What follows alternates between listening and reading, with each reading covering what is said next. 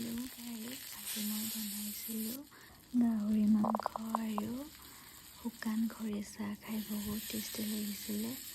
প্ৰথমে মই ধুনীয়াকৈ পিঁয়াজখিনি নিমখ হালধি দি ভাজি লৈছিলোঁ।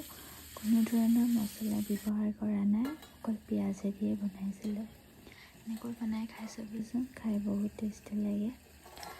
পিঁয়াজখিনি ধুনীয়াকৈ ভাজি হোৱাৰ পিছত মই বইল কৰা গাহৰিখিনি ধুনীয়াকৈ ইলুটি কৰি ভাজি ল'লোঁ আৰু এনেদৰে ঢাকনা দি ভাজি আছিলোঁ যেতিয়ালৈকে নেকি 80% সিজে। আৰু 80% সিজাৰ পিছত মই অলপ পানী ছটিয়াই দিছিলোঁ। পানীখিনি শুকোৱাৰ পিছত এতিয়া দি দিলোঁ ড্ৰাই বেম্বো চুট।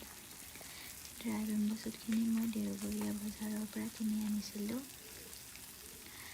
ড্ৰাই বেম্বো চুটখিনি অলপ ইলুটি খোৱাৰ পিছত কেঁচা জলকীয়া ফালি দি দিলোঁ। ফালি দিয়াৰ পিছতে আকৌ ঢাকনা মাৰি 2 মিনিটমান থৈ দিছিলোঁ। আৰু 2 মিনিট থোৱাৰ পিছতে খাবলৈ ৰেডি হৈ গ'ল। এয়া চাওকচোন কিমান ধুনীয়া হৈছে। আপোনালোকেও খাই চাবচোন এনেকুৱালৈ। আজিলৈ আহিছোঁ, বাই।